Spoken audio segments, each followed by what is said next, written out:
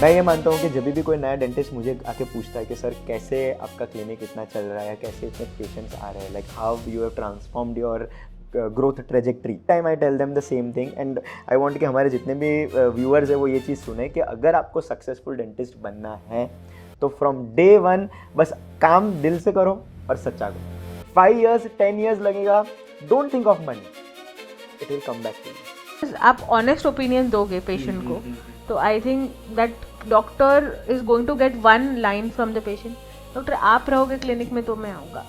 आपकी असिस्टेंट है तो चलेगा, आप रहोगे ना, बहुत मैटर करता है. If you earn that trust, I think you cracked clinical dentistry.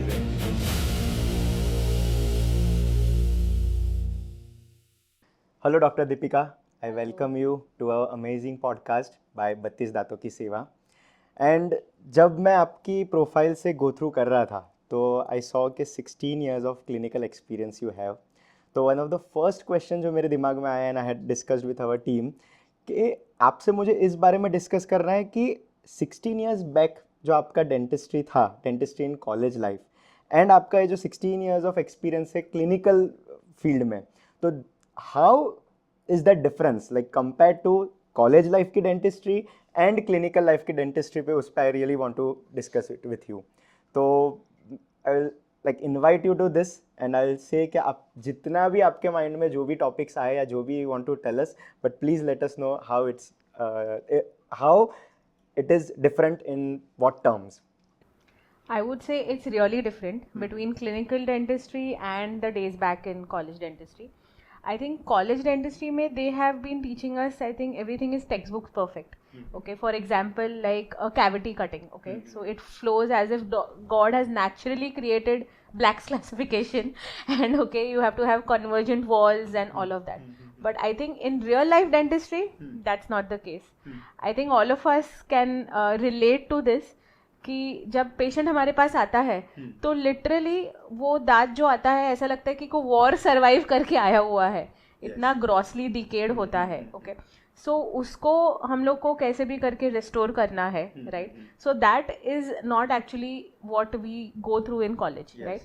Because in college they will teach us the exact class 1, exact class 2, or an MODO preparation and all of that. So I think there is a lot of difference in those terms. Even if you go to see about root canals, you usually practice maybe a few curved canals here and there. But I think in clinical life it is not like that.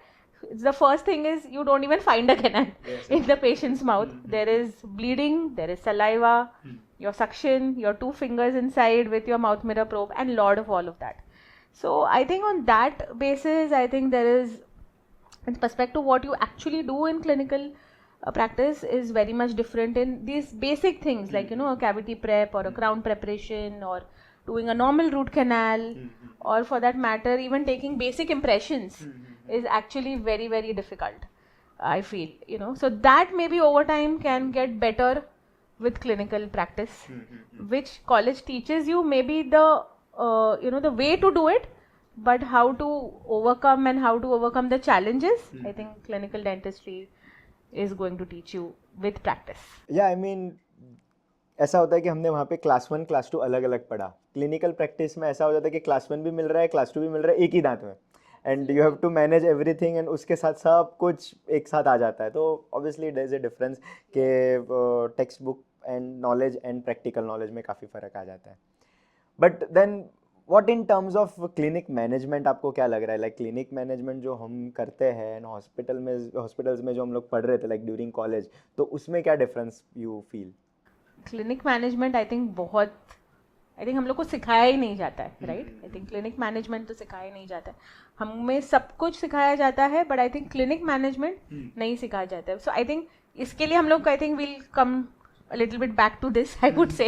I think this is going to be a never ending topic, because clinic management I think I feel it should just come as a part of your syllabus in dentistry. I think clinic management, how to manage your staff, how to manage your inventory, your stock. I think all of us run out of gloves. All of a sudden one fine day morning your staff or your assistant just tells you कि ma'am gloves नहीं है. So I think how to maintain the stock, how to maintain your I would say also your daily appointment basis कैसे करना है. I mean, we have everything right now, right? We have practice management softwares, everything is available. But I think this should back then now be taught in this coming, years with their part and parcel of the curriculum. I think that will make a lot of impact for the upcoming generation of dentists to understand how to go ahead with clinical management. I think हमारी जब discussion हो रहा है तो पहले 5 minutes में मुझे ये रियलाइज़ हो रहा है कि हमारे करिकुलम में एक इंटीग्रल पार्ट ही नहीं है वो.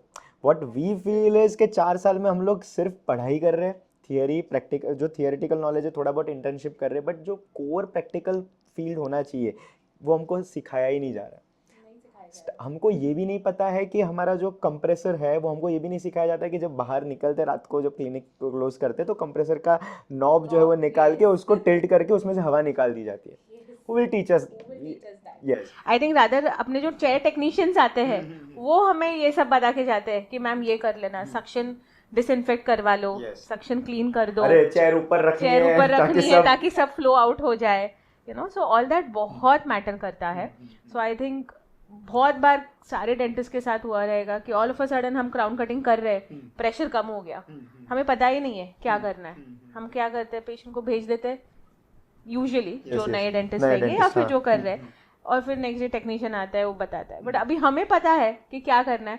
हम लिटरली प्लम्बर की तरह बैठ जाते हैं वहाँ, पता है क्या करना है, कौन सा नॉब खोलना है, क्या प्रेशर एडजस्टमेंट करना है, कार्ट्रिज चेंज करना है. And I think eventually we just get back to work immediately in the next 10 minutes or so. Definitely. So I think all these things are very minute things, but I think this should be incorporated to be taught to the dentist. Maybe not in the first 2-3 years, or maybe at least in the final year it should be there, or maybe in internship it can be there.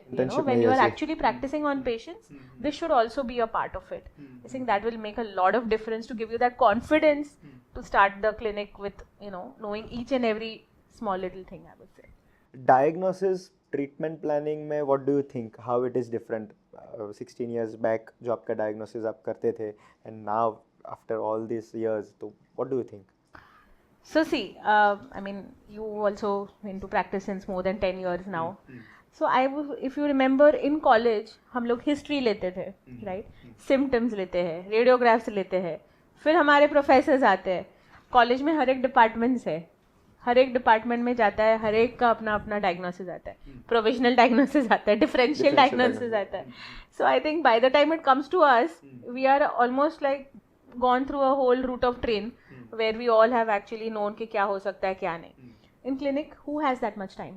Your patient is not going to wait for you to let you know what is there. He's going to come with a pinpoint. Half of the time they are confused like a weather report कि कहाँ pen हो रहा है, कहाँ से आ रहा है. Clinic पे we don't have that margin of saying provisional diagnosis or differential diagnosis, final diagnosis, direct to see, then you have to be very crisp कि हाँ ये ही है. Exactly. So you have to be crisp and also you have to know that what is his chief complaint first. Usually हम लोग तभी record करते हैं chief complaint, but हम लोग सब कुछ record करते हैं, right? In your way back in college. In fact इतना time भी नहीं होता है. Exactly. So you have to just talk to about that, and then maybe I feel so in clinical practice your eye is the main thing. You have to address the main chief complaint, take an RVG, and then I think quickly tell them what can be the treatment plan, because nowadays no patients are not well read. They are all Google read. They have all already done their window shopping. They have read everything through, or maybe taken past experiences from their friends or family, and then eventually they come to you, right? So I feel that this calming down the patient is more important initially, to tell them that this is right and this is wrong, and then maybe you can directly tell them, give them that eye opener of what can be done for that particular tooth of what they are looking at. Very true, very true. In fact बहुत बार ऐसा होता है कि patient आया, हमने chief complaint पूछा, हमने x ray लिया, उसके बाद डायरेक्ट डायग्नोसिस के बाद we have to tell the patient history. एक जो मेडिकल हिस्ट्री होता है एक इंटीग्रल पार्ट, वो हम बिफोर ट्रीटमेंट स्टार्ट्स हम याद आता है कि अरे मेडिकल हिस्ट्री क्या. हाँ, बहुत बार हम लोग बहुत बेसिक पूछ लेते हैं, डायबिटीज है क्या, हाइपरटेंशन है क्या, आपको आप खून पतला करने की गोली लेते हो क्या, and I think we stop. I think हमें इसके बारे में भी the college has to teach us a little bit more deeper, because there are so many things that in clinical you have to I think I would say go back and forth with the patient, because बहुत बार I've seen patients reveal नहीं करते हैं. At the first instant उनको लगता है कि इसकी आपको क्या ज़रूरत है. ऐसा कुछ हुआ है लाइक मेडिकल हिस्ट्री आपने कोई particular case if you want to share with us? Of course I mean I would say कि जैसे कि मेरे पास एक कैंसर पेशेंट आया था.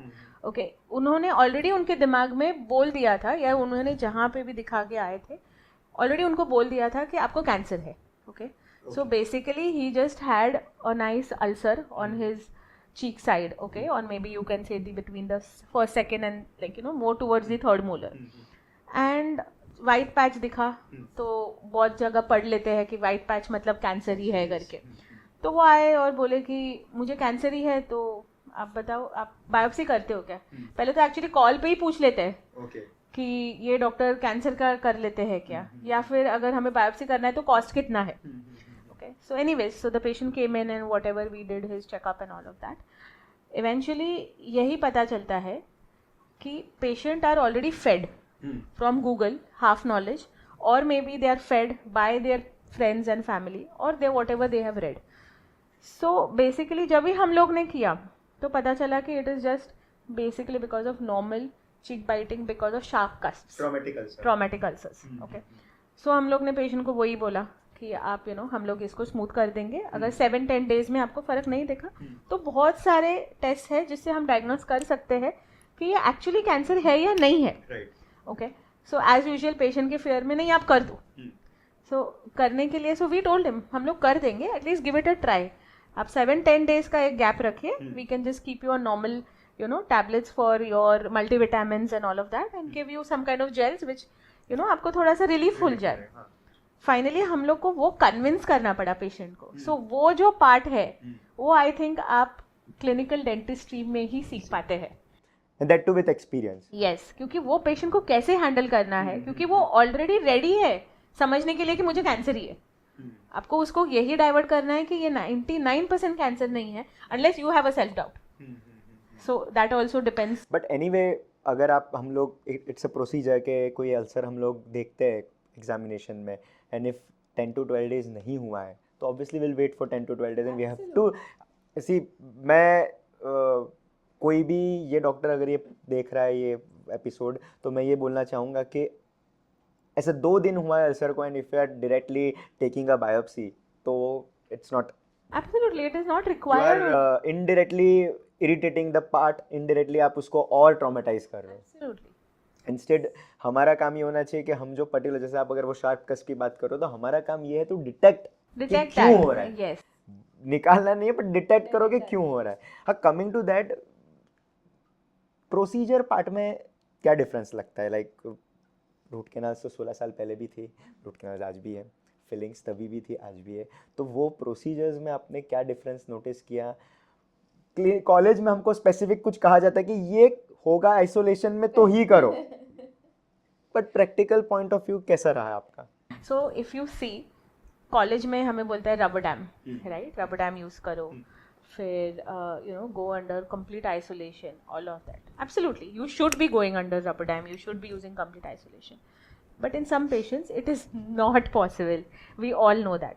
We all try our best to do rubber dam, okay, we all try for isolation, but the tongue, your suction and the patient, I would to say mouth opening, how do you even उसका mouth ही open नहीं हो रहा है. if you're doing some upper left 7 जहाँ पे आप RC कर रहे हो तो हम we all know what challenges we all of us face. So but of course thanks to the advancements I would say we have our CBCTs, your intraoral scanners, OPGs, all of that. I mean loops है वो जो हमें magnification की वजह से we can do amazing dentistry. So I think ये भी सिखाना चाहिए कॉलेज में to use the advance technology. हमें बस वो मस्त विंटेज वाला फैंटम मिल जाता है जिसका इतना अच्छा माउथ ओपनिंग है तो बस अच्छे से कैविटीज हो रहा है, सब हो रहा है. सो हम लोग उसको अच्छे से, और हम खुद भी मूव हो रहे हैं जो पोजीशन में चाहिए वो. 4 days बैक मुझे केस आया रात को 9 o'clock. Just I was finishing my clinic and he's like sir बहुत पेन हो रहा है, बहुत पेन हो रहा है. अब 26-27 में पेन था. बोला ठीक है ओपन योर माउथ, मैं देख लेता हूँ. इतना माउथ ओपनिंग, माउथ मिरर भी मुश्किल से जा रहा था बिकॉज एक तो ट्रॉमा हो गया था. So he was not able to open his mouth totally and unbearable pain. जैसे कैसे करके तो मैंने देखा कि ओके क्या है एग्जैक्टली. मुझे पता चल गया कि कैविटी है 6 and 7 के बीच में, प्रॉक्सिमल कैविटीज थी। लाइक ठीक है, एक्सरे लेना पड़ेगा। आई फॉरगॉट कि इसका माउथ मिरर ही नहीं जा रहा है तो एक्सरे कहाँ जाएगा, बट यू नो एक अचानक से मैंने चलो एक्सरे लेते हैं। जैसे the moment I was trying to put that intraoral film, not the film but RVG sensor, तो सेंसर जैसे ही मैं कहा वो भी नहीं हो रहा।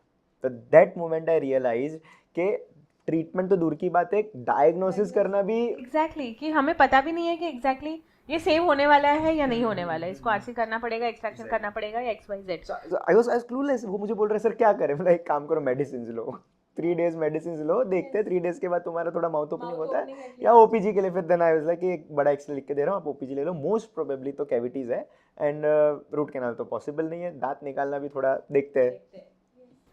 सो वही ना, जैसे कि आपने अभी बोला example, so that case can be कुछ भी, राइट, ट्रिस्मस हो सकता है या फिर OSMF हो सकता है, बहुत कुछ हो सकता है। सो हमें क्या होता है, कॉलेज में यही पढ़ाया जाता है कि ये डायग्नोसिस है, बट जब भी पेशेंट आता है तभी हम उसको इमीडिएटली ये बोल देंगे कि आपको ये हो सकता है, तो he is so confuse, right, उसे पता ही नहीं है कि अरे पर मुझे तो दर्द हो रहा है, आप इसका तो कुछ करो।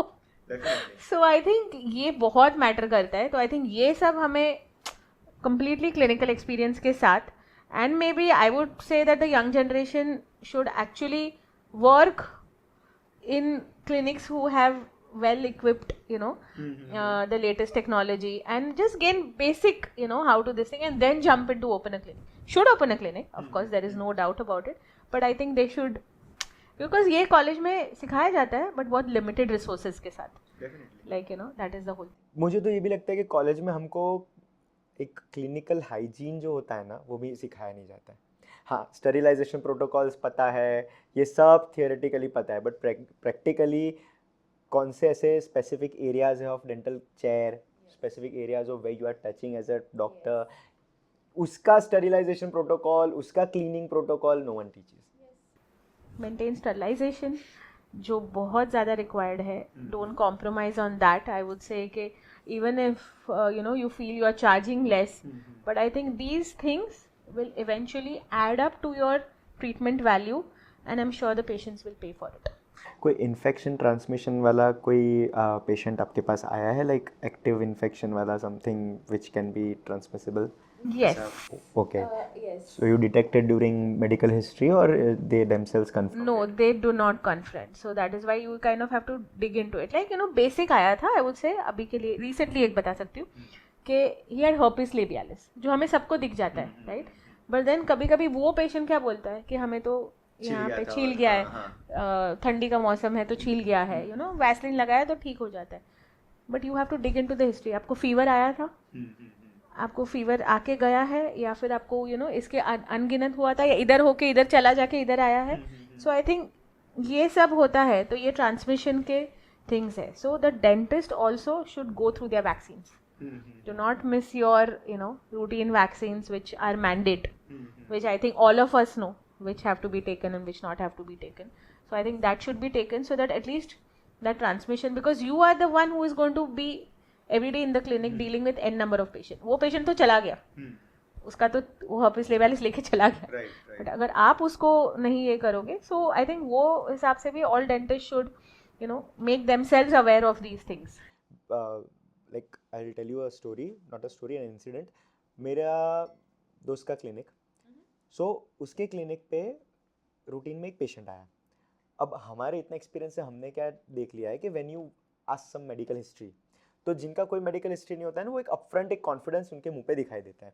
जिनको नहीं पता है तो वो भी दिखाई देता है। With this experience we know उनकी बॉडी लैंग्वेज से कि उनको पता ही नहीं है।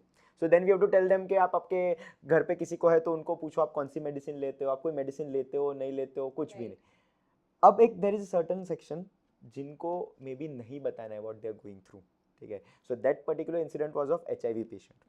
वो HIV पेशेंट था, ही डिडंट टेल अस के yes reveal, and because of his body language he was not confident. जब ये हम लोग ने ये पूछा, मतलब जब वो डॉक्टर ने पूछा कि मेडिकल हिस्ट्री क्या है, एंड ही वाज लाइक कुछ बोला नहीं। उसके बाद आप कोई दवाई लेते हो? नहीं। फिर बाजू वाले उसके साथ था, ही दोनों एक दूसरे का कोऑर्डिनेशन, आई कोऑर्डिनेशन हुआ। So then the doctor realise कि कुछ तो गड़बड़ी है। फिर डॉक्टर ने बोला कि देखो जो भी है मुझे बताओ, it is risky for both of us and also it is risky for the environment. अब बताओ, देन ही टोल्ड मी। नहीं, सो एग्जैक्टली, सो मुझे यही बोलना है कि डेंटिस्ट को पेशेंट आया है, पेशेंट छूटना नहीं चाहिए, वो डर में ये सब छोड़ना नहीं चाहिए. मैंने इसलिए तब से मेरी प्रैक्टिस में, नॉट तब से मतलब पहले से मेरी प्रैक्टिस में क्या है, मैंने पहले से रूल बनाया हुआ है, before I start the treatment I take 15 to 20 minutes patient से प्रॉपर बात करो. वो बात करने में सब कुछ धीरे धीरे रिवील हो जाता है. Don't hurry up. इनफैक्ट मेरा एक सीनियर है, वो मुझे क्या बोलता है कि never do treatment on the very first appointment. मैं तो बोलूँगी कि आप 20 मिनट्स एक कंसल्टेशन के लिए ही रखो. Very true. आप पेशेंट अपॉइंटमेंट्स दे रहे हो, आपको पता है न्यू पेशेंट है आज लाइंड अप है. If you are giving that patient a 12:30 appointment, your next patient should be directly at 1:30 or 2 o'clock. Yes.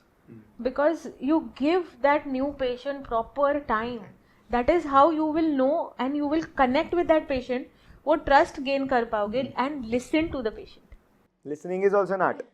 जो आपने पॉइंट्स बोले ना, उसमें मैं बोलूँगा listening is also an art. So listening is like the key.